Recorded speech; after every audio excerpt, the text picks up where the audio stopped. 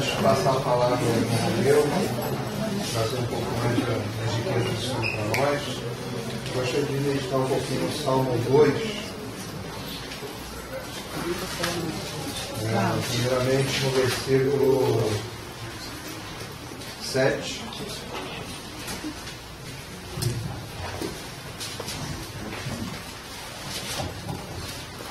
E depois 10, 11 e 12. Diz assim: recitarei o decreto, o Senhor me disse, tu és meu filho, eu hoje te gerei. 10. Agora, pois, ó reis, sede prudentes, deixai-vos instruir juízes da terra. Servi ao Senhor com temor e alegrai-vos com tremor. Beijai o filho, para que senão ele pereçais no caminho, quando em breve se inflamar a sua ira. Bem-aventurados todos aqueles que nele confiam. Gostaria de, lembrando um hino, e gostaria de cantar esse hino antes de passar a palavra para o irmão. Vem como uma declaração do Senhor, né? Nosso amor com Ele. E a nossa declaração dizia assim: Senhor, estamos abertos para receber mais do Senhor, né? Deixar-vos instruir. Qualquer grau de instrução que temos, vamos receber, abrir o nosso coração do Senhor, receber mais dele, né? Após o irmão, seus irmãos, certo? Amém.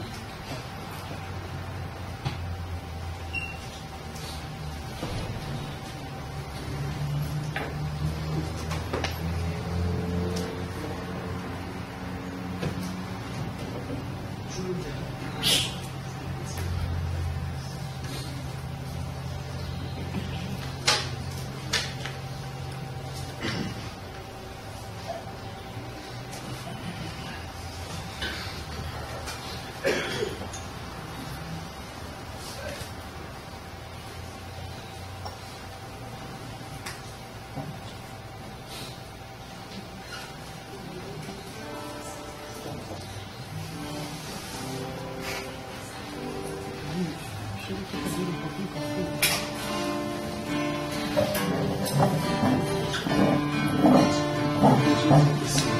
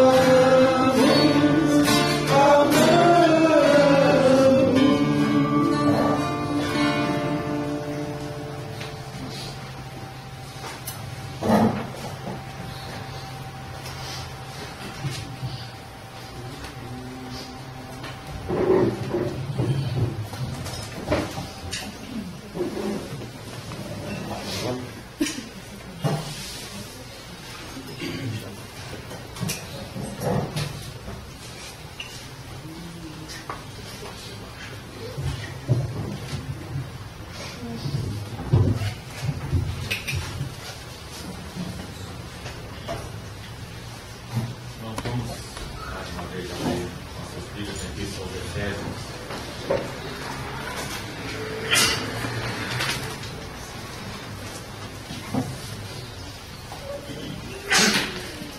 Efésios capítulo 5.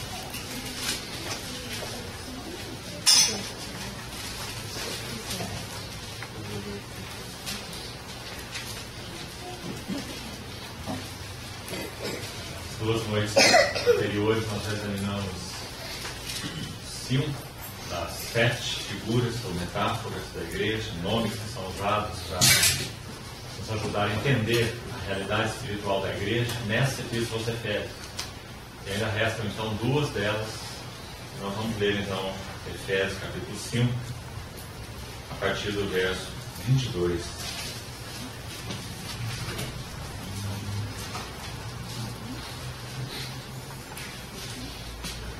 As mulheres sejam submissas a seus próprios maridos, como ao Senhor. Porque o marido é o cabeça da mulher, como também Cristo é o cabeça da igreja, sendo este mesmo o Salvador do povo. Como, porém, a igreja está sujeita a Cristo, assim também as mulheres sejam em tudo submissas a seus maridos. Maridos, amai essas mulheres, como também Cristo amou a igreja, e a si mesmo se entregou por ela, para que a santificasse, tendo-a purificado por meio da lavagem de água pela palavra, para a apresentar a si mesmo igreja gloriosa, sem mácula, sem ruga, nem coisa semelhante, porém santa e sem defeito. Assim também os maridos devem amar as suas mulheres como seus próprios corpos. Quem ama sua esposa, a si mesmo se ama. Porque ninguém jamais odiou a sua própria carne, antes a alimenta e dela cuida, como também Cristo o faz com a igreja. Porque somos membros do seu corpo. Eis porque deixará o homem a seu pai e sua mãe, e se unirá à sua mulher, e se tornarão os dois uma só carne. Grande é este mistério, mas eu me refiro a Cristo e à igreja. Vamos lá.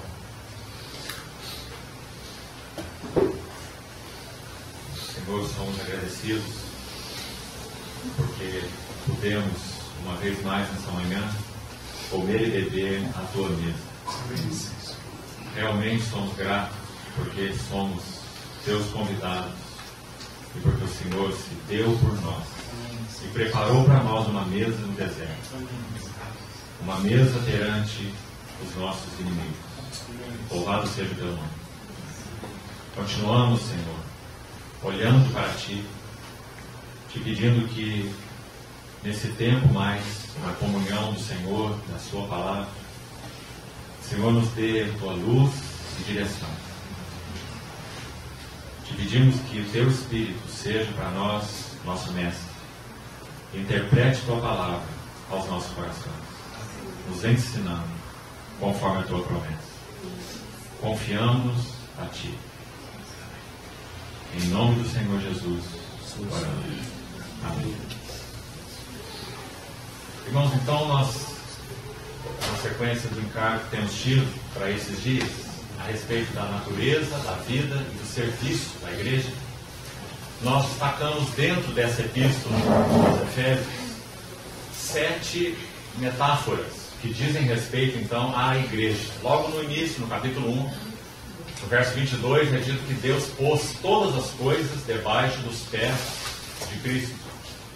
E para que ele fosse cabeça sobre todas as coisas, Deus o deu à igreja. É a primeira menção da palavra igreja em Efésios. E logo em seguida, depois de Paulo dizer que Deus o deu à igreja, então ele usa a primeira metáfora para nos ajudar a entender a igreja e dentro do ponto de vista que o Espírito Santo traz nessa epístola aos Efésios. E a primeira delas é corpo, conforme já examinamos. Está ali logo no versículo 23. A igreja é o seu corpo. Ela é a plenitude daquele que tudo enche em todas as coisas. Isso examinamos na sexta-feira. Depois, ontem falamos sobre 4 mais. E vimos que a igreja também nessa epístola é mostrada como uma obra-prima, segundo a palavra feitura, no capítulo 2, versículo 10. Também vimos no versículo 15, que é apresentada como um novo homem. E se reunirmos outros textos, em especial a palavra de Paulo aos Coríntios, 1 Coríntios capítulo 15, também 2 Coríntios capítulo 5, verso 17, nós temos uma clareza do significado desse novo homem. É um novo homem coletivo, não é um novo homem pessoal. É um novo homem que tem Jesus Cristo, o varão aprovado por Deus, exaltado à destra do trono da majestade. Esse é o cabeça, mas também há um corpo de muitos membros, que então é chamado no Novo Testamento de o novo homem, de uma nova criação. E ontem vimos então que a partir dele que Deus reinicia, sem fazer retoques, sem fazer reformas. Deus começa de novo em Cristo, um novo princípio. Por isso ele é o último Adão, mas ele também é o segundo homem. Então, essa é a terceira figura na epístola aos Efésios, o novo homem. Também vimos ainda no capítulo 2 que a igreja é mencionada como família. E aí nós buscamos a ajuda de João, porque sem dúvida é João quem foi usado pelo Espírito Santo para nos falar com maior clareza o que a igreja é, como sendo família de Deus. Então a chave de João para o entendimento desse assunto, igreja é família de Deus, são aquelas palavras que ele registrou do Senhor em João capítulo 3. Novo mandamento vos dou, que vos ameis uns aos outros, como eu vos amei. Essa é a chave para a vida da família de Deus. Amai-vos uns aos outros, como eu vos amei. Depois fomos para a quinta figura usada em Efésios. Epístola rica é essa, mostrando a igreja iluminada por diversos holofotes diferentes, lançando luzes sobre o mesmo objeto. Então no verso 21 e 22, está aí de novo a igreja, agora mostrada como um edifício ou um santuário. Então é dito que esse edifício ele cresce para o santuário dedicado ao Senhor, e diz que nele nós estamos juntamente sendo edificados para a habitação de Deus no Espírito. Então, irmãos, a verdade maravilhosa aqui é que assim como Cristo é a plenitude de Deus, a igreja é a plenitude de Cristo. Nunca estaremos adequadamente realizados e nem satisfeitos enquanto não atingirmos pelo Espírito essa realidade espiritual. A igreja, plenitude de Cristo. Lembre-se que esse é o alvo da segunda oração de Paulo nessa epístola. São 2 orações, uma no capítulo 1, outra no capítulo 3. Então você que tem tido encargo do Senhor de estudar a palavra com mais cuidado, observe isso. 2 orações, as 2 registradas. Uma é essencialmente a respeito de revelação. Deus nos conceda espírito de sabedoria e de revelação. A outra é essencialmente a respeito da plenitude de Deus. Quando Paulo está concluindo aquela oração no verso 18, no capítulo 3, ele diz assim: juntamente, e ontem vimos que essa palavra também tem um sentido particular em Efésios, juntamente com todos os santos, nós possamos compreender a altura, a profundidade, o comprimento, a largura, e conhecer o amor de Cristo, que excede todo entendimento, para que sejais tomados de toda a plenitude de Deus. Quando nós vemos a oração até aí, parece que nós estamos aí num ar rarefeito. E quem sabe, nossa fé não é suficiente para alcançar isso. Será? Será que realmente isso vai ser assim? Será que a igreja vai refletir a plena glória de Cristo, o cabeça? Então sabe que tipo de ajuda nós recebemos ali, nesse mesmo texto? Pelo Espírito Santo, Paulo continua essa oração maravilhosa e diz assim: ora, aquele que é poderoso para fazer infinitamente mais do que tudo quanto pedimos ou pensamos, segundo o seu poder que opera em nós. Aí ele diz: a ele seja a glória, observe o detalhe, na igreja e em Cristo Jesus. Que frase preciosa, né? A ele seja a glória na igreja e em Cristo Jesus. A ideia do versículo é: a ele seja a glória na igreja, assim como é em Cristo Jesus. Porque esse é o nosso grande chamamento. Então, na figura do edifício, do santuário, essa verdade da habitação plena de Deus é apresentada. E nós procuramos mostrar, mesmo que rapidamente para os irmãos, que esse é o foco de Pedro. A ênfase principal dos escritos de Pedro é o edifício de Deus. E nos lembramos também lá, de pelo menos um verso na epístola, onde ele diz: vós mesmos estáis sendo edificados. Como pedras que vivem, estáis sendo edificados para a habitação também de Deus no Espírito, para sermos uma casa espiritual, um sacerdócio santo, para oferecermos sacrifícios espirituais agradáveis a Deus. Então, até aí, nós já caminhamos. Restam nessa epístola duas figuras igualmente preciosíssimas. Como falamos, tão distintas, irmãos. Veja os ângulos pelos quais o Espírito Santo está iluminando esse assunto do entendimento da igreja. Ele usa a luz de cá dizendo: é corpo. Ele usa uma luz de lá dizendo: é obra-prima. Ele usa outra luz aqui atrás dizendo: é um novo homem da nova criação. E aí mais uma luz dizendo: é família de Deus. Que coisa preciosa, irmão. Outra luz dizendo: é um santuário dedicado ao Senhor. Aí mais uma sexta luz dizendo: é esposa, é noivo de Cristo. E por último, aquela última luz, no capítulo 6, verso 10 em diante, dizendo: ela é um guerreiro de Deus. Ela participa com ele e nele de uma batalha espiritual, cujo final manifestará o triunfo tanto dele quanto dela nele. Então, que maravilhosas luzes raiam aí sobre a igreja nessa epístola. Não é por menos que essa epístola é chamada de a epístola da igreja de Efésios, onde a glória da igreja manifesta como em nenhuma outra epístola. Então, vamos estudar agora, versículo por versículo, o texto que nós acabamos de ler, e tomando umas frases principais aqui. No versículo 22, as mulheres sejam submissas a seus próprios maridos como ao Senhor, porque o marido é o cabeça da mulher, assim como Cristo é o cabeça da igreja, sendo este mesmo o Salvador do corpo. Se a igreja é a esposa de Cristo, então vamos entender aqui quais são os aspectos relevantes nesse texto que vão nos ajudar a entender essa relação. Com respeito à relação como corpo, nós vimos alguns aspectos. Com respeito à relação como família, nós vimos alguns outros. A relação como templo ou santuário, vimos algumas outras. Agora, na relação como esposa, o que é relevante? Primeira coisa importante aqui, irmãos, de novo, se você estudar essa epístola com cuidado, você vai ver que 9 vezes a palavra igreja aparece em Efésios. São 9 menções em 6 capítulos. Então você veja como o assunto da igreja é relevante em Efésios. 9 vezes a palavra igreja. Mas o detalhe significativo aqui é o seguinte: dos versos 22 do capítulo 5 até o verso 32 do mesmo capítulo. Então são apenas 11 versículos, 22 a 32.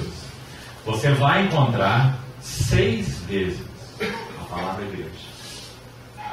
Aí você poderia pensar: por que isso é importante? É importante porque das 9 menções, 6 delas estão embutidas na passagem em que Paulo está falando sobre marido e mulher, Cristo e Cristo. Muitíssimo importante. Ou seja, ele está dando uma ênfase especial ao fato de que a igreja é a esposa de Cristo. E que essa relação terrena chamada marido e mulher, Deus a estabeleceu como uma sombra. Nós citamos para os irmãos, parece no primeiro dia, que por mais gloriosa que seja, e é, essa relação terrena, conjugal, marido e mulher, ela é única no sentido de expressar as belezas de Cristo e da igreja. Não há nenhuma relação, humanamente falando, que tenha propriedade de expressar quem Cristo é e o que a igreja é maior que o casamento. Nem mesmo a relação pai e filho. De forma nenhuma. Nossos filhos não são uma só carne conosco. A relação de uma só carne é exclusiva entre o homem e uma mulher. Então, esse relacionamento terreno, ele é figura de um relacionamento celestial, ele é sombra e tipo. Então, apenas para nos ajudar a ver primeiro um contexto maior aqui, no verso 31, se você olhar para a sua Bíblia, você tem uma palavra importante, que diz assim, eis porquê. Algumas versões se iniciam assim. Outras versões, por isso. Irmão, de onde vem esse por isso, ou esse eis porquê? Ele é conclusão do quê? É uma frase conclusiva, né? Por isso, eis porquê.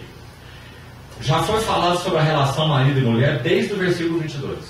E quando nós chegamos no verso 31, pelo Espírito, Paulo diz, essa é a razão do que foi escrito antes.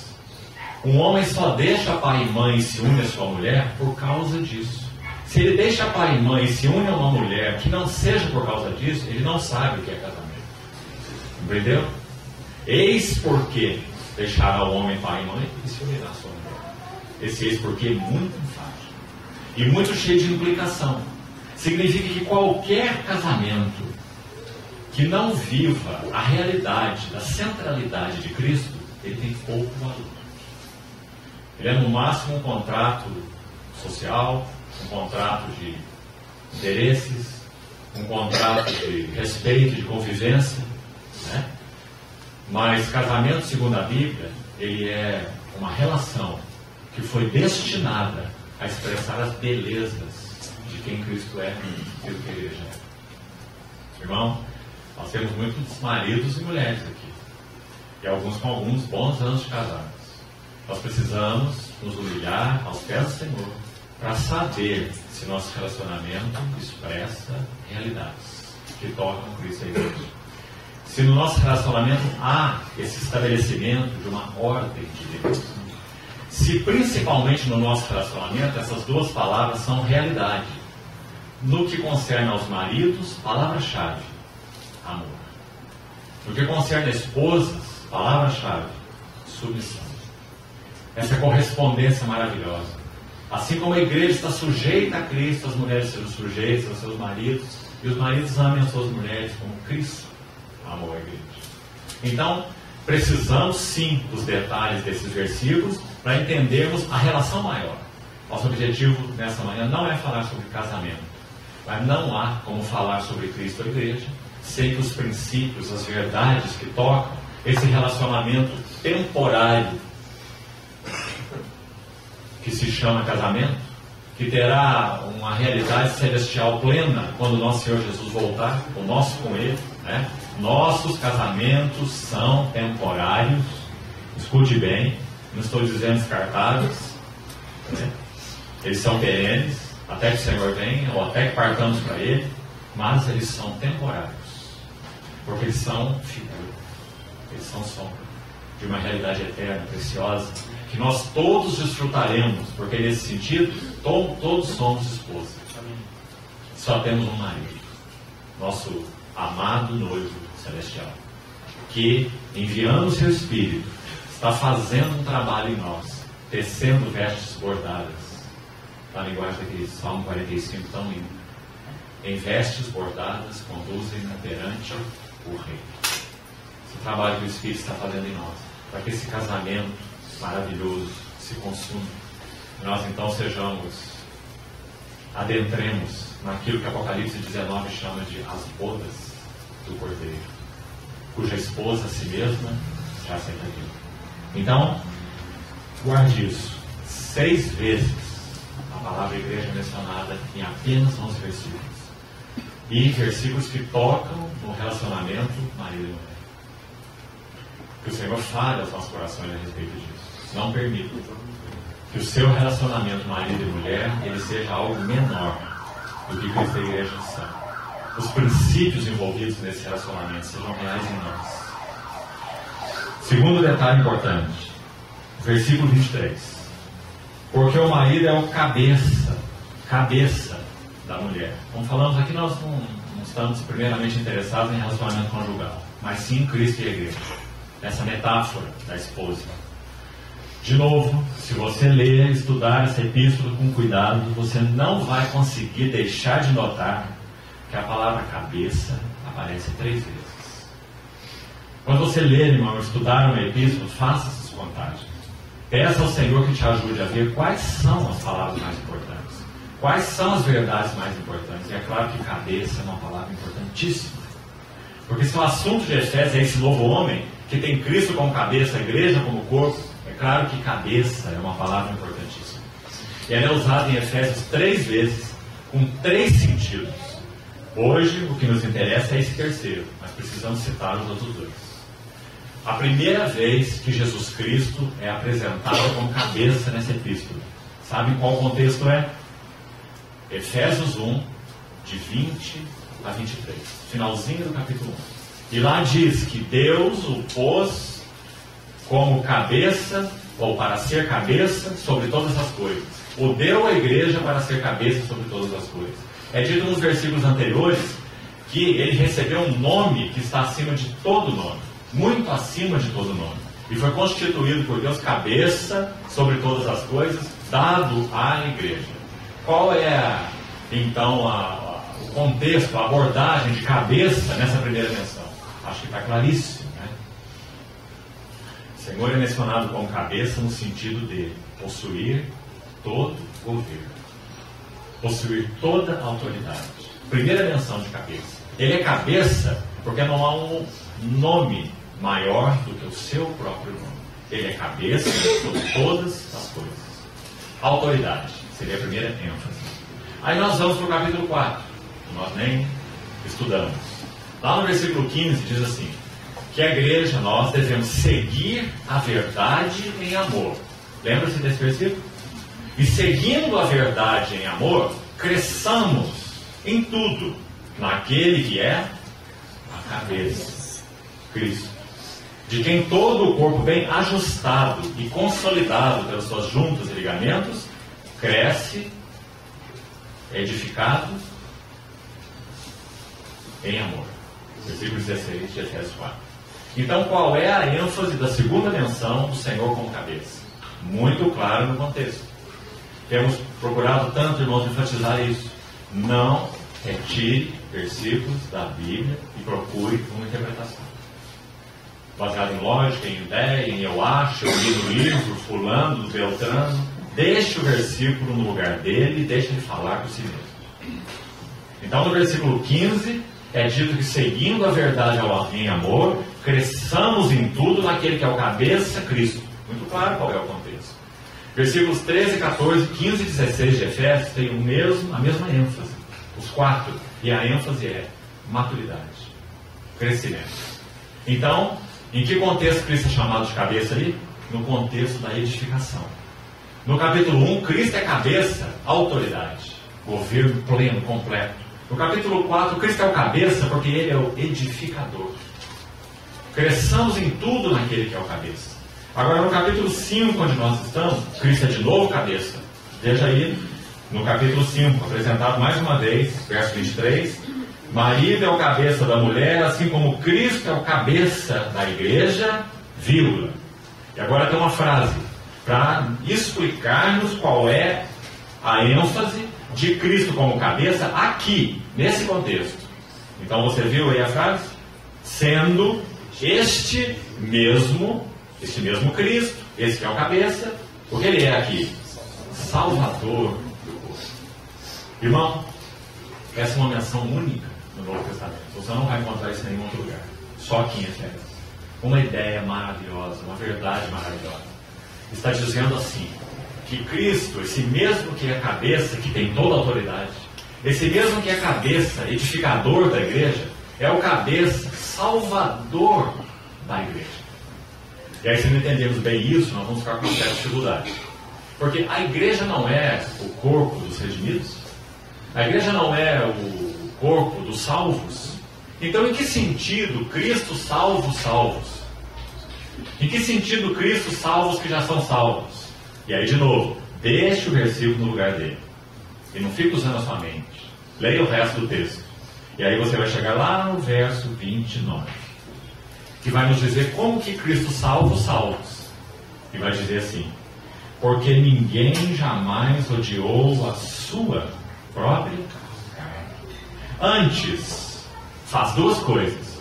Primeiro, a alimenta. E segundo, dela cuida. Assim como Cristo faz com a sua igreja. Por que ele faz isso? Porque ele é o Salvador. Então agora está tudo claro.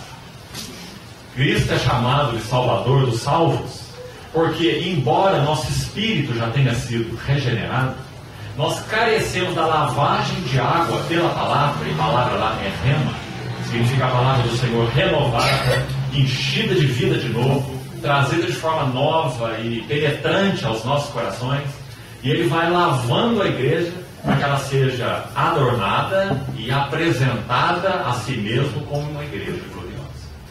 Então nós carecemos imensamente desse ministério salvador de Cristo em nossas vidas hoje.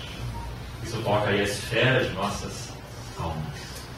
Transformai-vos pela renovação da vossa mente, para que experimenteis qual seja boa, agradável e perfeita vontade de Deus. Então, irmãos, que ideia linda, que verdade maravilhosa. Esse mesmo grande cabeça, que tem um nome acima de todos nós, ele é o invencível. Esse mesmo cabeça, que é o edificador do corpo, no capítulo 4, é o cabeça salvador. Graças ao Senhor por isso. E aqui, explicando esse verso 29, duas palavras importantes. Se você estudá-las, você vai chegar à seguinte conclusão: alimenta, cuida. São palavras diferentes. Numa leitura superficial, você simplesmente passa por cima delas. Mas numa leitura e no estudo cuidadoso, você chega a conclusões lindas e importantes. Primeiro, a palavra alimento. A palavra alimento significa basicamente o que a nossa tradução disse mesmo. Significa nutrir. Mas também, veja, significa educar. Mas também significa elevar de um nível para outro. Interessante. Quando diz que Cristo alimenta a igreja, está dizendo não apenas que ele nutre, mas está dizendo que ele eleva de um estágio a outro. E também está dizendo que ele educa a igreja. Não é também uma preciosa palavra essa? Educa. Sabe onde ela aparece mais? Tito 2, versículo 11, diz assim: a graça de Deus se manifestou salvadora a todos os homens, educando-nos. Educando quem? Os ímpios? Não. Nos, Paulo diz. A graça de Deus se manifestou salvadora a todos os homens, educando. Que linda palavra, irmão. É o Pai Celestial gastando tempo com seus filhos, educando seus filhos. Como nós vimos ontem em Hebreus 12. Educando-os para quê? Tito 2, 12, 11 em diante. Para que, renegadas a impiedade e as paixões mundanas, vivamos no presente século justa, sóbria, piedosamente, aguardando a revelação do Senhor Jesus Cristo. Então essa é a educação de Deus, de Cristo em particular, com relação à igreja. Está aí na palavra alimento. Agora, que educação preciosa é essa? É uma educação que eleva de um nível para outro nível. Nós, há um tempo atrás, com um grupo de irmãos, estudamos a respeito do livro de Jó. Qual é a chave do livro de Jó? Sofrimento? Glória? Coração paternal de Deus? Qual é a chave do livro de Jó? A chave do livro de Jó é filiação. Tudo que Deus fez com Jó, Ele fez por causa do chamamento para a plena filiação. Jó estava num nível, e um nível que Deus considerou bom, porque diz que Jó era um homem justo, íntegro, reto, temente a Deus e se desviava do mal. Talvez um nível melhor do que o nosso. Mas quando o Senhor despertou a ninhada de Jó, Ele começou a tirar as penas da sua prosperidade, de tudo que ele era, da sua justiça, da sua glória, da sua beleza. Jó tinha muita beleza, como um homem de caráter que ele era. É dito que ele, quando falava, os príncipes punham a mão na sua boca. Os nobres se emudeciam e os jovens retiravam. Imagine isso. Então, quando o Senhor começa a tratar esse homem, qual é a chave para entendermos esse tratamento de Deus? Um tratamento tão agudo. A chave é filiação. Quem expressa isso é o próprio Jó. Quando ele fala assim, eu te conhecia. Ele não diz que ele não conhecia. Ele diz, eu te conhecia. Mas eu te conhecia só de ouvir falar. Assim descreveu o nível que ele estava. Irmãos, era um nível alto. Eu te conhecia só de ouvir falar. Mas agora que meus olhos te viram. E sabe qual era a realidade de que isso aconteceu com ele? Uma sobre todas. Ele diz, por isso eu me arrependo e me abomino. Todos que temos sido alvos do trabalhar do Espírito Santo, temos que ter essa consequência em nossas vidas. Quanto melhor nós vermos o Senhor, mais nós nos humilharemos e nos arrependeremos no pó e na cinza. Quando Jó usa a palavra abomino, ele está usando uma palavra especial. É a palavra hebraica para idolatria. Quando ele fala eu me abomino, ele está dizendo eu me adorava. E o que ele adorava nele? A sua integridade. Justo, reto, temente a Deus, um homem de caráter. Jó estava ali como que gravitando em torno dele mesmo, olhando no espelho. Então o Senhor quebrou o espelho de Jó e usou os cacos para tratar a vida de Jó. Segundo estudiosos, eles dizem que aquele período que Jó passou debaixo dos tratos de Deus possivelmente tenha durado em torno de 6 meses. 6 meses de tumores, de febre, de aflição, de dores, de angústia, talvez as angústias interiores maiores do que as exteriores, perda de todos os seus filhos, amigos aborrecidos que ficavam falando com ele o que não era verdade, não é? E o Senhor foi trabalhando a vida dele de tal maneira, então ele foi elevado a esse nível de relação com Deus que antes ele não conhecia. É isso que ele chama de conhecer, só de ouvir falar, mas agora meus olhos te viram. Ele encontrou, irmãos, um lugar de habitação em Deus que antes era desconhecido para ele. Um lugar de habitação em Deus. E sabe o que a palavra tem a nos dizer sobre isso? O que habita no esconderijo do Altíssimo descansa à sombra do Onipotente. Foi isso que Jó encontrou no capítulo 42. Então, filiação. Quando, voltando ao texto de Efésios, essa palavra alimento é usada, isso está envolvido. Porque significa nutre, porque significa educa e porque significa eleva. Com relação a eleva, vamos lembrar de 2 Coríntios 3, 18. Todos nós, contemplando como por espelho as belezas do Senhor, a glória do Senhor. Qual o resultado em nós? Somos transformados. Como? De glória em glória. Viu o eleva aí? De glória em glória na sua própria imagem. Deixamos um nível aqui e, por essa ação do Espírito, revelando Cristo, revelando a palavra e revelando a nós mesmos. Então nós vamos para um nível de habitação em Deus mais elevado. Quanto a nós temos uma percepção mais aguda de quem nós somos. Nossa necessidade, nossa pequenez, nossa inadequação, nossa insuficiência. Mas quanto a Ele, uma compreensão maior de quem Ele é. Irmão, uma outra coisa para entendermos o que Paulo chamou de, quando ele ouviu o Senhor, meu poder se aperfeiçoa na fraqueza. Uma outra maneira de explicar isso não é essa que nós estamos falando. Em Filipenses 3, Paulo também aborda alguma coisa, que diz assim, a verdadeira circuncisão não é aquela feita na carne, externamente. É uma circuncisão interior que se compõe dos seguintes elementos. A verdadeira circuncisão são os que adoram Deus no Espírito. Viu essa primeira marca? Adoram Deus no Espírito. Quem que Jó adorava? Ele mesmo. Mas no capítulo 42, agora ele vê o Senhor. E ele se arrepende e se humilha, e se abomina. Porque viu que era um idólatra. Agora ele adora Deus no Espírito. Então a verdadeira circuncisão são os que adoram Deus no Espírito. Segunda marca. Se gloriam onde? Na sua justiça, na sua beleza, no seu caráter, no que eles têm de Deus? Não. Se gloriam em Cristo Jesus. Filipenses 3:3. E a última marca diz: e não confiam na carne. Como essas coisas andam juntas, né? Quanto mais nós realmente contemplarmos nosso Senhor, mais nós adoraremos a Deus no Espírito, mais nós nos gloriaremos fora de nós, em outro, em Cristo Jesus, e mais nós não confiaremos na carne.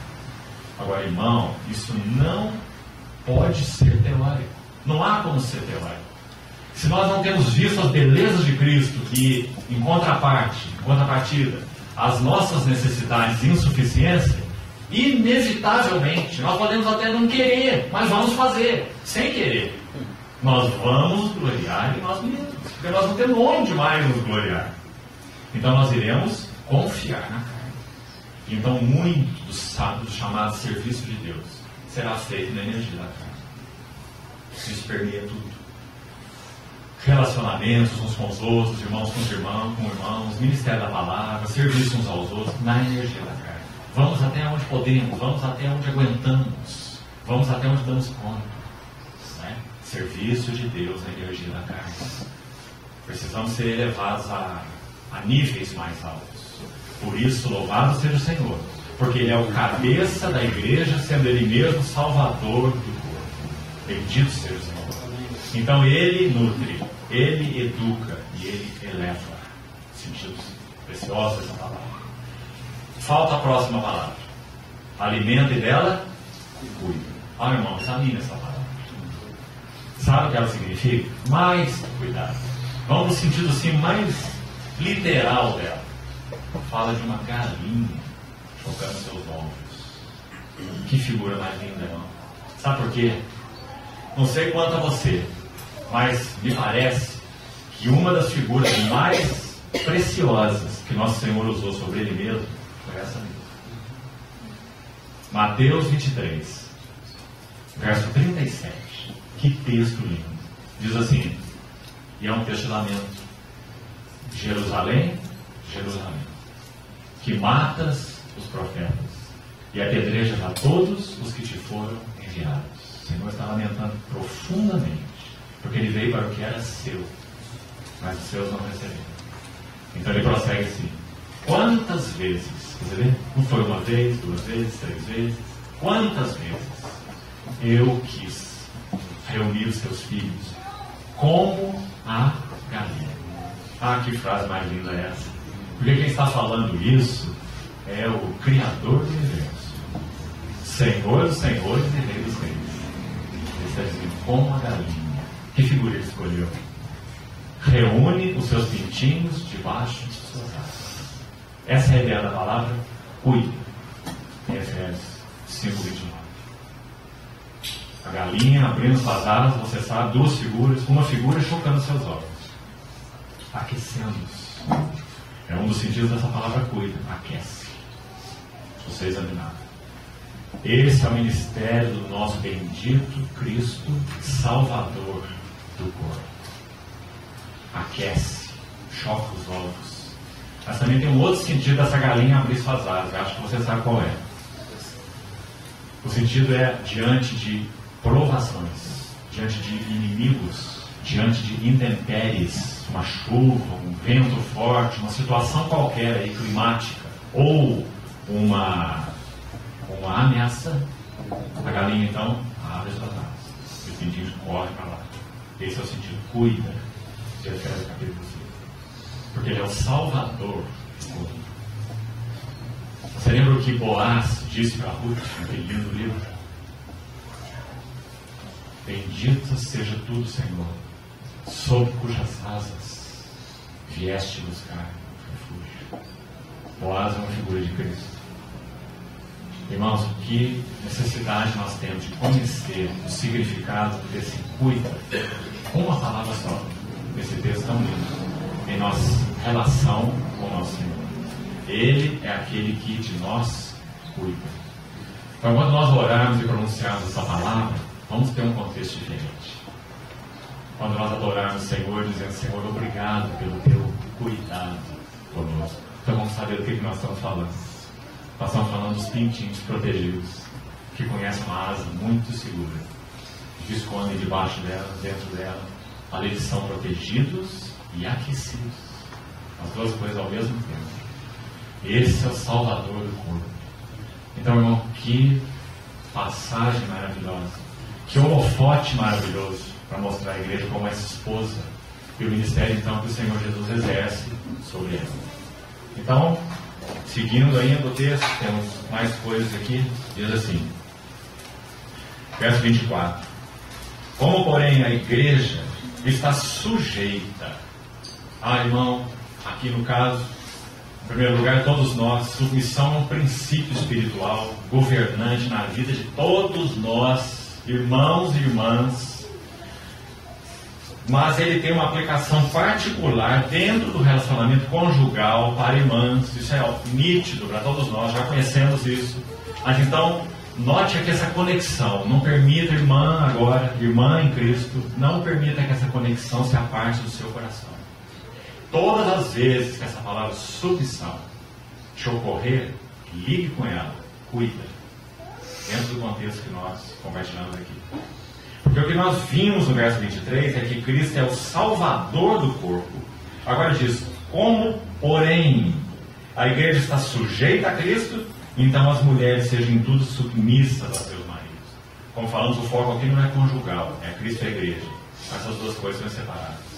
Então veja a beleza disso. Nós, como maridos, também fomos chamados para exercer esse ministério de Cristo nos nossos lares. Ou seja, aprendemos nele o que significa estender essas asas e aquecer e proteger. E também alimentar, nutrir, educar e elevar. Nós temos essa incumbência como maridos em nossos lares. E no que concerne as irmãs, o que elas precisam aprender o significado do cuida. Então correr para debaixo dessas asas, voluntária e alegremente, sem que ninguém ponha isso a elas, mas porque elas viram e entenderam o significado espiritual disso. E isso é casamento segundo os olhos de Deus. Então, que o Senhor nos ajude e nos eleve nesse assunto também. Versículo 25. Maridos, amai as vossas mulheres, como Cristo amou a igreja. Agora aqui nós vamos ver uma sequência de verbos e vamos notá-los. São 5. Cristo primeiro amou a igreja. Lembre-se, a metáfora-chave aqui é a esposa. Cristo amou a igreja. Depois, ele a si mesmo se entregou por ela. No verso 26, para que a santificasse. Terceiro verbo. Tendo-a purificado. Quarto verbo. Por meio da lavagem de água pela palavra. E agora tem o quinto e último, que completa aí toda essa ação de Cristo para com a igreja. E o último, no verso 27, é para a apresentar. Então, irmão, que série maravilhosa que demonstra os cuidados de Cristo pela igreja. Primeiro de tudo, ele amou. Como consequência desse amor, vem os 4 outros verbos. Ele amou e então ele se entregou. Paulo, no capítulo 4, também usa o finalzinho do capítulo 4 de Romanos. Ele diz que o Senhor Jesus se entregou por nós. É dito no capítulo 5 de Efésios que ele se ofereceu e se entregou por nós como oferta a Deus em aroma suave. Então essa palavra entregou, ela tem uma particularidade no Novo Testamento. Ela está especialmente ligada à redenção. Não é uma entrega de algo, uma entrega de alguma coisa. É uma entrega de si mesmo. Às vezes, no lugar de Paulo usar a palavra redimiu, ele usa a palavra entregou, como substituto. Porque ele está falando de um amor sacrificial. Compreendeu isso? Então, ao invés de ele dizer Cristo redimiu a igreja, ele diz Cristo se entregou pela igreja. Que precioso, irmão. E como isso também toca nossas vidas conjugais. Nós temos nos entregado por nossa esposa. Sabe o que aconteceu há muitos anos atrás, dentro dessas contatos, né, relacionais, tantos que temos tido com tantos irmãos, tantos casais? Sabe o que nós ouvimos certa vez? Que um casal em vida conjugal definida estava em crise, uma crise séria. Esse marido não sabia o que fazer. Ele queria de alguma maneira que a esposa fosse ajudada. E ele procurando ajudá-la, não conseguia ajudá-la. Então ele resolveu fazer uma coisa, uma triste coisa. Num dado momento em que ela teve uma dessas crises, que afetava os dois lá dentro de casa. Sabe o que ele fez? Ele ligou um gravador. Ele gravou tudo que ela falou na crise. E aí ele levou para os irmãos, ligou o gravador para os irmãos ouvir. Ele não se entregou por ela, ele entregou a ela. Cristo amou a igreja e a si mesmo se entregou por ela, para que a santificasse. Pedro, na sua epístola, diz assim: acima de tudo, tende amor uns para com os outros, porque o amor cobre. O amor não descobre, o amor cobre multidão de pecados. Amém. Então, o Senhor nos ajude a compreender isso. Sim, há lugar no corpo de Cristo, e um bendito lugar, para que nós vivamos uma atmosfera de ajuda mútua, uma atmosfera de confissão. Mas isso é muito diferente de você ligar um gravador para gravar sua esposa em crise. Cristo amou a igreja e a si mesmo se entregou por ela, para que a santificasse. Esse é o poder do amor que se entrega. Esse é o resultado. Quando há um amor que se entrega, santificação é o resultado que se segue. Me permitam lembrar um texto precioso a respeito disso. 1 Coríntios 7. Escute o que Paulo diz lá. A esposa crente que tem um marido incrédulo não se aparte dele, porque o marido incrédulo é santificado pelo convívio com a esposa crente. É tremendo, irmãos. Ela só pode se apartar se ele desejar que ela se aparte, se ele a abandonar. Do contrário, ela como cristã não aparte dele, porque ela precisa saber que a vida de Cristo nela é capaz de santificar o marido dela.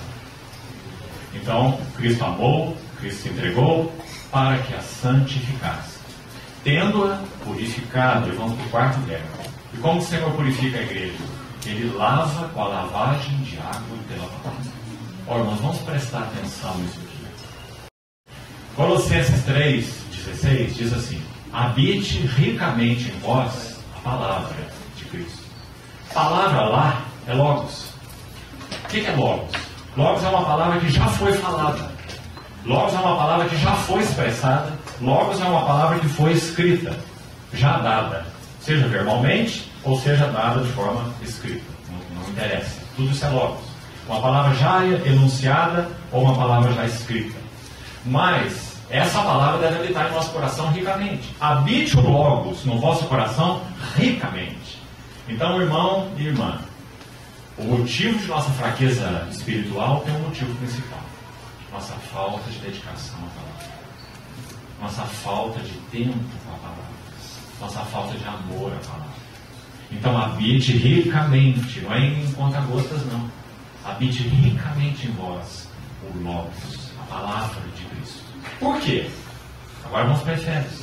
Porque Cristo lava a igreja com a lavagem de água pela palavra. Só que agora é rema, não é Logos. Compreendeu a relação entre uma coisa e outra? Vamos explicar assim: se não há no nosso coração um depósito de Logos, o Espírito Santo não tem nada para usar em nossas vidas. Porque é a partir do Logos que então ele produz rema. Nós temos tido o privilégio de cooperar na obra do Senhor em Cuba. Fomos várias vezes ali, cooperando com o que nosso Senhor tem feito naquele país de forma maravilhosa. Numa única cidade, ao sul da ilha, chamada Santa Clara, se reúnem mais de 2.000 irmãos, sendo que 70% deles têm menos de 35 anos de idade. Maravilhoso. O Senhor tem feito naqueles irmãos. Sabe como tudo isso começou? Há mais ou menos 20 anos atrás, quando o assunto lá era bem diferente do que é hoje, embora hoje não seja também nada fácil em nenhum sentido, mas ainda era muito pior. Então, o Evangelho de Deus encontrou lugar no coração de algumas universitárias, algumas irmãs. A filha de uma irmã, quando ingressou na universidade, ela começou a falar do Senhor e da palavra dentro da universidade, algo absolutamente proibido. Então, alguns universitários receberam a palavra. E dentro daquela universidade, naquela cidade, o Senhor começou algo maravilhoso. Que hoje vemos esse resultado. E sabe o que eles faziam? Eles não tinham Bíblias, porque não era permitido. Então, quando de alguma maneira uma Bíblia era encontrada de alguém que guardou essa Bíblia de algum modo, e essa Bíblia era possuída, sabe o que aqueles jovens faziam? Eles repartiam a Bíblia em pedaços entre eles. E cada um levava um pedaço para sua casa. E eles estudavam a palavra. E memorizavam a palavra. E eles se reuniam às noites nas linhas de trem naquela cidade. Porque o país é extremamente escuro, mal iluminado. Eles se reuniam naquelas linhas de trem à noite para ficarem o mais retirados possível e ocultos, para eles recitarem a palavra uns para os outros. Eles não tinham Bíblias. Habite ricamente em vós a palavra de Cristo. Lavagem de água pela palavra, para apresentar a si mesmo uma igreja gloriosa. Apresentar é o último dos 5 verbos. Começa com amor e termina com apresentar. Tudo que o Senhor iniciou fazendo com a sua igreja foi resultado do seu coração de amor. O resultado do seu coração de amor será uma noiva adequadamente adornada. Não vai ficar nada nela que ele irá olhar e dizer: isto é indigno. Ele irá necessariamente olhar para ela e dizer: esta, afinal, é osso de meus ossos e carne de minha carne. Graças a Deus. Qual é a segurança que nós temos de que isso será executado? Uma só. E também a segurança que o Senhor Jesus tem, lá do seu trono de glória: o Espírito Santo que foi derramado. Essa é a única segurança que Ele tem e que nós temos, de que esse trabalho irá até o fim. E o Espírito Santo, então, Consolador derramado, Ele é Deus. Por isso Paulo pode falar com tanta confiança, dizendo assim: aquele que começou uma boa obra em vós, Ele há de completar. Apocalipse 19, o texto que já citamos, Apocalipse 19, de 6 a 8, um lindo texto, diz assim: alegremos, exultemos, demos-lhe, a ele o Cordeiro, a glória, porque são chegadas as bodas do Cordeiro, cuja esposa a si mesma já se ataviou. A palavra em Efésios é para apresentar a si mesmo uma igreja gloriosa. É o que está acontecendo lá em Apocalipse, na visão de João. A esposa a si mesmo já está pronta, já se ataviou. Como ela se ataviou?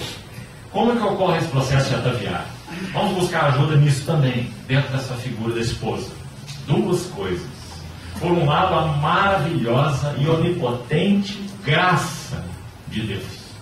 Porque no texto de Apocalipse diz: foi-lhe dado vestir-se. Viu essa frase? Foi-lhe dado vestir-se. Ou seja, se não é dado a ela, nada. Ela não tem capacidade. Deus amou o mundo de tal maneira que deu. Foi-lhe dado vestir-se de um linho finíssimo, resplandecente e puro. Mas e quanto a ela? Ela faz o quê? O Senhor dá essas vestes e o que ela faz? Foi-lhe dado vestir-se de um linho finíssimo, resplandecente e puro. Ora, o linho finíssimo são os atos de justiça dos santos. Vamos interpretar a figura. A noiva está para se casar. Ela sabe do amor do seu amado, do desejo dele, sabe que ela é dele e o quer, e o ama. Mas ela se vê inadequada. Então, seu rico amado, ele coloca lá naquele objeto, aquele cabide, que você pendura lá o terno nos quartos, né? Já viu? Aquele móvelzinho próprio, você pendura só um terno assim. Então, o Senhor toma esse vestido bordado e coloca lá naquele cabide. Ele não coloca na noiva, ele coloca à disposição dela. Aí ele diz assim para ela: agora você toma o seu banho, coloca os teus ungüentos, como a Esther quando foi se apresentar, você lembra? E você veste os seus melhores vestidos, como Mordecai disse a ela. Então o Senhor já preparou tudo, nos dando seu Espírito, nos dando sua palavra, nos dando sua graça, que estão à nossa disposição, para que então nós tomemos essas vestes bordadas para nos apresentarmos ao nosso Senhor. Como nós podemos tomar as vestes bordadas? Vamos dando um passo para trás, então, com a ajuda do Senhor, para entendermos isso. Essas vestes são bordadas. E há, irmãos, um ponto em particular que é o ponto que o nosso Senhor usa por excelência para abordar essas vestes. Se chama ponto de cruz. Os irmãos aqui conhecem muito bem esse ponto. É um ponto pequeno, delicado, você dá no tecido. E aquelas que são expert nisso, elas fazem esse ponto de cruz tão perfeito que o avesso fica perfeito. As que não sabem fazer, fica toda aquela coisa no avesso, né? Mas as que sabem fazer, aquele avesso fica perfeito. Mas embora perfeito, ainda não é o lado certo. Quando você vira aquele ponto de cruz para o lado certo, ele é muito maravilhoso aquele ponto. Trabalhos tão delicados são como quadros pintados, mas na verdade são feitos em pontos. Esse é o ponto do Espírito Santo. É o ponto de cruz. É esse que ele usa em nossas vidas, para que nós possamos ser adornados. Lembra que o Salmo 45 diz que em vestes bordadas essa esposa é conduzida perante o rei. Essas vestes têm que ser bordadas. Como o Espírito Santo borda as vestes? Está na cruz, o ponto de cruz. O que significa isso? Irmão,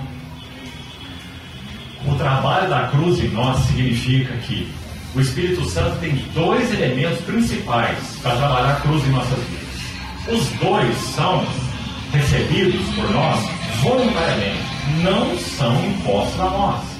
Se nós olhamos para a cruz como algo imposto, nós não sabemos o que é a cruz. Nosso Senhor Jesus disse assim: ninguém tira minha vida, eu voluntariamente a dou. E também ele disse assim: se alguém quer ser meu discípulo, assim mesmo se negue, tome sua cruz e siga. Então não há nada de compulsório na cruz. Se é compulsório, não é cruz. Nós podemos passar por sofrimentos e sofrimentos compulsórios. Você vai dizer assim: eu não escolhi sofrer, eu estou passando por isso, olha a situação. Sim, sofrimentos são compulsórios. Por isso meus sofrimentos não são cruz.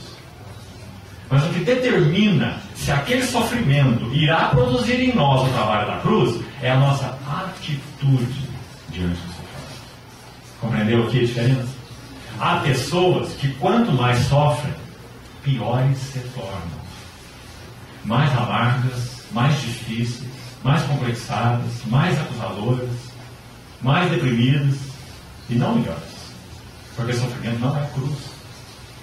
A nossa atitude diante do sofrimento determina se o Senhor vai usar sofrimento como uma forma da cruz trabalhando em nós. Muito importante. Então, qual é a nossa atitude diante do sofrimento para que ele seja o trabalho da cruz em nós? É uma só. É nos dobrarmos diante do Senhor e dizermos assim: fala, Senhor, que o teu servo ouve. Então, o sofrimento pode ser realmente o trabalho da cruz em nossas vidas. Tão importante, irmão. Todas as vezes que nós rejeitamos o sofrimento, nós estamos perdendo a possibilidade de que ele seja parte do trabalho da cruz em nós. Então, todas as vezes que o Senhor nos imerge de uma maneira maior ou menor em caminhos difíceis, nós precisamos saber que isso não é cruz. Precisamos saber que isso pode ser cruz em nossas vidas. Então, nós precisamos nos apresentar. Nós queremos que seja o trabalho da cruz, porque Deus não se engana, porque Deus não erra, porque Deus conhece tudo sobre nós que nem nós conhecemos. Então, se nós sabemos disso, então nós nos apresentamos diante dele com esse sofrimento e com essa oração. Não é: Senhor, me livre do sofrimento. Ah, Senhor, como está difícil, como está pesado. Senhor, tem misericórdia. Senhor, abre uma outra porta. O Senhor faz isso e nós vamos direcionando o Senhor. Assim que nós vamos. Parece que nós somos soberanos e Ele é o nosso servo. Não é? Nós devíamos fazer diferente. Nós devíamos dizer: fala, Senhor, teu servo ouve. Onde eu não tenho disputado? O que o Senhor quer fazer na minha vida? Brincando comigo, o Senhor não está. De Deus não se zomba. Sabe por quê? Porque Deus também nos zomba de nós. Quando Ele lidou com Jó, Ele estava zombando de nós. Nem nada. Isso não é nosso Deus. Deus não escarnece, Deus não zomba. Deus não tem prazer no sofrimento. Qual pai que tem prazer no sofrimento do seu filho? E nós somos pais imperfeitos. Deus é pai perfeito. Então, irmãos, a falha realmente está no nosso coração. E nós levarmos isso diante do Senhor com essa oração: fala, Senhor. Então, aqui o primeiro braço, o primeiro aspecto do trabalho da cruz é um sofrimento aos pés do Senhor.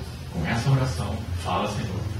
O outro lado, que que o Espírito Santo usa para trabalhar a cruz em nós? A palavra.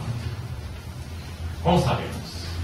Hebreus 4,12 diz assim: porque a palavra de Deus, ela tem uma capacidade, uma natureza e uma capacidade, ela é viva, e ela é eficaz, e ela é mais cortante do que qualquer espada de dois gumes, e ela penetra até dividir, olha o trabalho da cruz aí, alma de espírito, juntas e medulas. Escute agora, ela é apta, a palavra de Deus é apta para discernir, julgar, trazer à luz, manifestar os pensamentos e os propósitos do coração. Irmão, isso é trabalho da cruz. Então nós temos aqui dois braços principais, vamos guardá-los. O Senhor trabalha a cruz em nós pela palavra, e o Senhor trabalha a cruz em nós pelas circunstâncias. Esses são os dois braços. Ou se você quiser usar providência, está totalmente correto. Pela palavra e pela providência. Agora lembre-se, nem a palavra, nem a providência terão uma ação compulsória em nossas vidas. Entendeu isso, irmão? Nós podemos, como falamos, dar coice no sofrimento e não aprendemos nada, porque nós não oramos, fala, Senhor. E nós podemos ouvir a palavra e não guardá-la no nosso coração, não agarrarmos a ela, não submetermos a ela, não ouvirmos o que o Senhor nos tem falado através da palavra. Hebreus, dentro do mesmo capítulo 4, nós citamos o verso 12, a palavra de Deus é viva e eficaz, esse é o 12, mas sabe o que fala no 2 de Hebreus 4? A palavra que ouviram não lhes aproveitou. Há algum problema com a palavra? Não, é viva e eficaz. Por que não lhes aproveitou? Porque não foi misturada com fé. O que é fé? Agarrar-se, unir-se. Não foi misturada com fé naqueles que a ouviram. Resultado: seus cadáveres ficaram prostrados no deserto. Então, irmãos, queremos ter vidas fortes, precisamos permitir que a palavra do Senhor e o trabalhar da providência do Senhor sejam mais eficazes em nossas vidas. Por isso, tudo que o inimigo de Deus deseja é manter esse livro fechado. Ele conseguiu, naturalmente falando, esse triunfo por 1000 anos. 1000 anos. A palavra de Deus trancada. Então, um testemunho pobre, fraco. Não é assim? 10 séculos. A palavra de Deus algemada. E o mundo em trevas. Até que o Senhor levantou, abriu a palavra e chamou aqueles homens. Tantos. John Wycliffe, John Huss, os pré-reformadores, Lutero, Calvino, Zwingli, tantos gigantes de Deus, a trazer de novo a luz da palavra de Deus. Porque a palavra de Deus é viva e eficaz. Então, irmãos, que necessidade temos de nos submeter a essa ação do Senhor, lavagem de água pela palavra, para que nós sejamos adornados adequadamente. Então, aspecto importante dentro desse texto. Vamos concluí-lo aqui.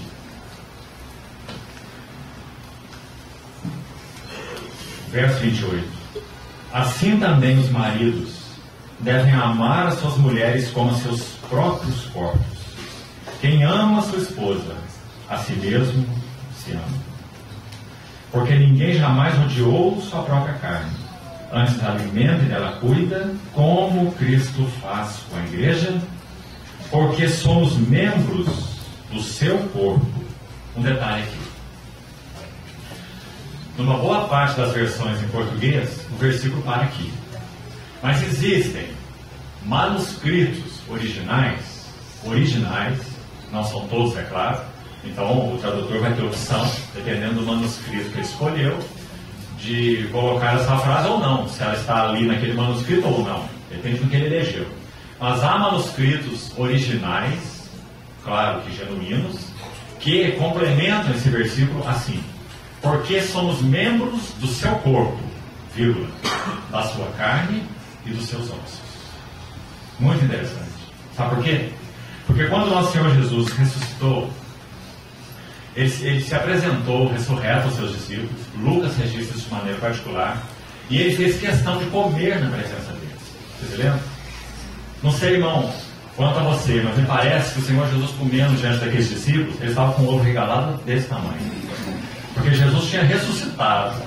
E ele tinha entrado no ambiente deles sem bater na porta. Lembra? Ele simplesmente se colocou no meio deles. Eles devem ter olhado um para o outro assim e estavam bem preocupados. Né? Então nosso Senhor pede algo para comer. Ele diz assim: filhos, tens aí algo para comer? Então Lucas diz que trouxeram para ele um pedaço de peixe assado e um favo de mel. A impressão que temos ao ler esse texto é que eles estavam lá, aqueles 11 de olho arregalado, observando o que ia acontecer na hora que Jesus comesse o peixe. Vocês iam ver assim como na máquina do raio-x, o peixe descendo assim, até o estômago dele, né? Porque ele tinha um corpo já ressurreto. Mas o que eles viram? Eles não viram nada disso. Então diz que então ele comeu na presença deles. E aí ele falou assim, veja o que ele falou: um espírito não tem carne e nem ossos. Olha as duas palavras. Um espírito não tem carne e nem ossos, como vês que eu tenho. Foi o que o Senhor disse. Ele está dizendo: eu sou o fantasma. Meu corpo não foi desmaterializado. Você viu o que ele quis dizer? Agora, o que isso é importante para nós? Em todos os aspectos. Porque essa é a garantia que nós seremos conservados íntegros e irrepreensíveis em tudo. E o nosso espírito, alma e corpo serão apresentados íntegros e irrepreensíveis ao Senhor. E a certeza de que nós o veremos face a face como Ele é. Como Ele se apresentou para Tomé, dizendo: veja aqui, Tomé, sou eu mesmo.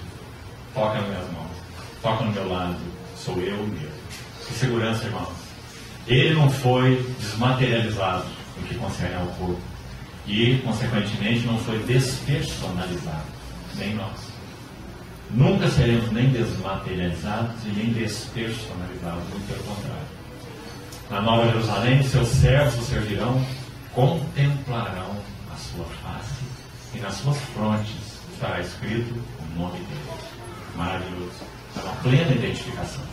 Então, esse versículo 29, 30, nós temos a autorização para colocar essa expressão complementar aí.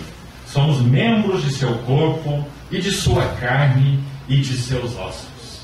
No sentido pessoal, o Senhor Jesus tem sua carne, o Senhor Jesus tem seus ossos. Como que nós entendemos isso? Coríntios 15. Paulo explica assim: semeia-se na fraqueza, ressuscita-se em poder. Semeia-se um corpo natural, ressuscita-se um corpo espiritual. Você vê? Corpo espiritual, não é espírito, é corpo espiritual. E assim é o nosso Senhor. Ele tem um corpo espiritual. E nós também receberemos um corpo espiritual, revestido de imortalidade, para podermos habitar com Ele eternamente. Irmãos, que cena é essa? Uma vez perguntaram assim para um irmão: como será as especulações, né? Como será que vai ser isso, irmão? Não consigo nem imaginar uma coisa dessa. Nós podemos ver o Senhor. Será que nós vamos conhecer uns aos outros lá? Vamos sim, podemos tocar uns aos outros, nos relacionar. E o irmão foi ouvindo, respondeu uma frase só. Ele disse assim: olha, irmão, eu não sei não, mas uma coisa eu tenho certeza: nós não vamos ser mais burros lá do que nós somos aqui. Será que eu conheço você e sei quem você é? Lá também vou saber quem você é. Nós vamos ter relacionamentos uns com os outros. Vamos nos tocar, vamos nos servir, vamos saber quem que é o Pedro, o Noé, o João, o Lucas. Uma família de Deus não despersonalizada, mas que se conhece, que se serve, que se toca. Não vamos receber cada um uma harpa, sentar numa nuvem e ficar o dia inteiro. Né? Como seus adoradores. Lembre-se que a palavra adorar significa servir. Os seus servos os servirão. Tem muito serviço pela frente. Só que é um serviço em um nível diferente. É um serviço que não vai ter oposição, não vai ter carnalidade, não vai ter egoísmo. Né? É um serviço em outro nível, mas o serviço fica. E essas coisas que atrapalham o serviço saem. Né? Louvado seja o Senhor. Amém. Seus servos o servirão. Contemplarão a sua face. Se tem uma coisa que não vai ter na Nova Jerusalém, que é monotonia. Serviço para todos nós. E mais, é um serviço que será consequência, preste atenção nisso, de contemplação. Também é precioso isso. Tem muito serviço chamado ao Senhor que nós fazemos aqui, que é nosso.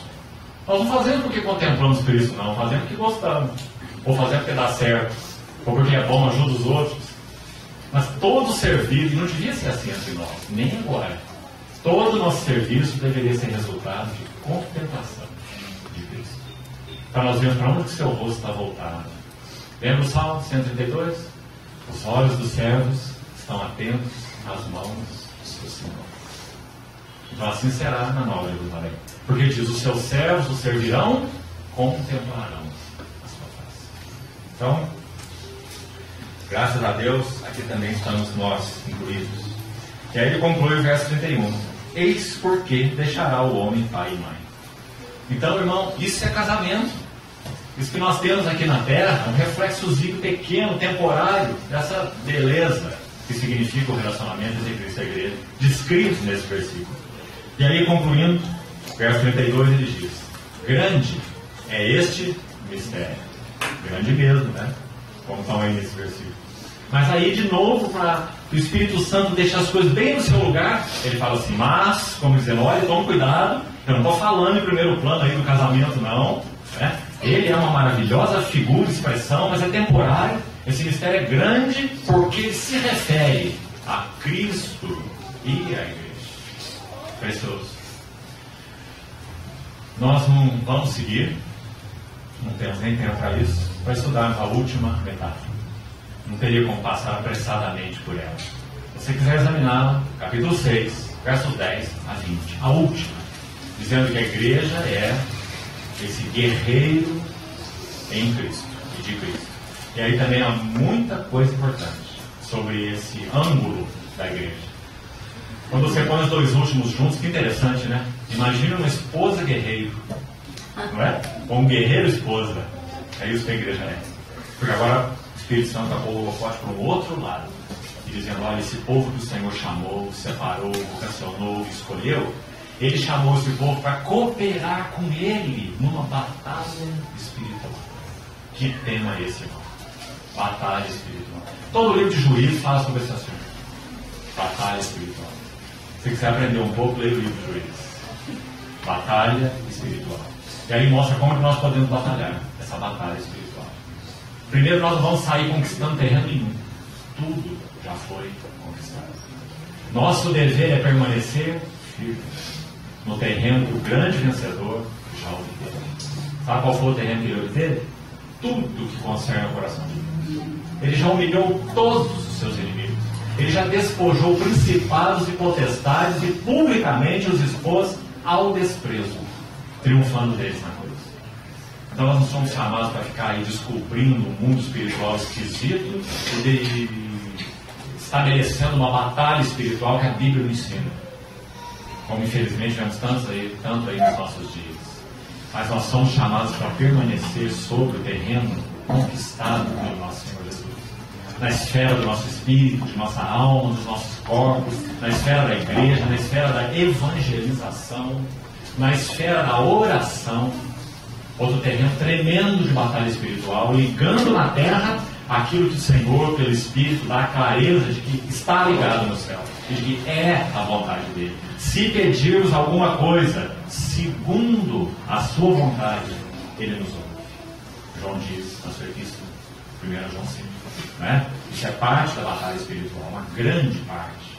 Então, esse assunto está descrito aí no capítulo 6, de 10 a 20 principalmente. Começa com a questão do permanecer firmes e termina, sabe com o quê? Oração. Orando em todo tempo no Espírito. Que verso precioso, né? O Senhor nos abre os olhos para isso. Orando em todo tempo no Espírito. E para isso vigiando e com súplica por todos os santos. E Paulo ainda diz assim mais: e também por mim,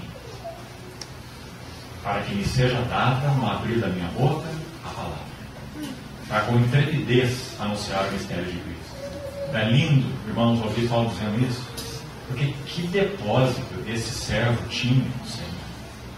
Poderíamos pensar, Paulo pedindo oração dos Efésios. Paulo que estabeleceu essa igreja, ele é o apóstolo de Cristo Jesus, mas ele está dizendo: vigiar e orar, e também por mim, para que na abertura da minha boca me seja dada, você vê? Me seja dada a palavra. Quantas vezes nós abrimos nossa boca, mas não nos é dada a palavra? Aí diz, para com intrepidez anunciar o mistério do Evangelho, pelo qual eu estou algemado. Então, irmãos, esse é um outro ângulo maravilhoso. A igreja não é sua esposa, a igreja é guerreira. Foi chamada para cooperar numa batalha espiritual. Sabe, irmãos, às vezes se torna verdadeira até nos nossos corpos, essa batalha espiritual. Quantas vezes o inimigo assola os nossos corpos para nos bloquear no serviço a Deus, seja na pregação do Evangelho, no ensino da palavra, no reunir dos santos, bloqueando-os, ou tentando nos bloquear. Nós temos que estar tão atentos, vigiando, discernindo. Vou terminar citando um versículo sobre isso. 2 Coríntios capítulo 1, Paulo escreve assim, a partir do verso 8: Não quero, irmãos, que ignoreis a natureza da tribulação que nos sobreveio na Ásia, porque foi acima das nossas forças. Viu a batalha espiritual? Foi acima das nossas forças, ao ponto de nos desesperarmos até da própria vida. Aí continua assim: mas isto para que nós aprendêssemos a confiar, a crer no Deus que ressuscita os mortos. Deus que vivifica os mortos. Que precioso nome. Nessa batalha espiritual nós precisamos dessa chave. Nós já temos disponível para nós o poder da vida de ressurreição do Senhor Jesus. A questão é nós realmente aprendermos o que isso significa, invocando o nome do Senhor, repreendendo o que não confere com Ele entre nós, em nós e entre nós, para que então nós possamos ser cooperadores numa verdadeira batalha espiritual. Um profeta de Deus do século passado, chamado Adar Tozer, ele disse assim: a igreja não é um navio de cruzeiro, mas nós estamos assentados confortavelmente observando a paisagem. A igreja é um navio de guerra. O Senhor nos ajude realmente a compreender isso e a sermos seus cooperadores nessa batalha espiritual. Sobretudo, irmãos, nós precisamos aprender a orar. Oração da igreja. Essa é a reunião de menos irmãos comparecem. Deveria ser a reunião de mais irmãos. Essa é a prova que nós não sabemos quase nada sobre a batalha espiritual. É a nossa falência na oração, seja pessoal ou seja corporativa. Esse quadro tem que ser mudado. Se nós queremos realmente cooperar com o Senhor na batalha espiritual cruel que nós temos enfrentado e que irá se aguçar nos dias que antecedem a vinda do Senhor Jesus. Que o Senhor também nos ajude nesse aspecto. Vamos lá. Senhor, te entregamos tua palavra lida e compartilhada e a pomos nas tuas mãos, sabedores de que somente o Senhor é capaz de usá-la nas nossas vidas, de interpretá-la para os nossos corações e de torná-la viva e real dentro de nós. Não confiamos em nós mesmos. Nós olhamos para Ti e pedimos que o ministério do bendito Espírito Santo seja profundo e real entre nós. Que tua palavra possa ser assimilada, misturada com fé, compreendida e experimentada. Ajuda-nos, Senhor. Fala mais conosco sobre nossas fraquezas e dificuldades. E revela-nos mais sobre o grande Cristo que temos. Para que realmente vivamos de acordo, de modo idôneo, àquilo que fomos chamados por Ti. Glorifica Teu nome na Tua igreja. Nós te pedimos, Senhor, agradecidos porque o Senhor nos deu esse fim de semana de comunhão com os santos. Bendito seja Teu nome. Em nome do Senhor Jesus.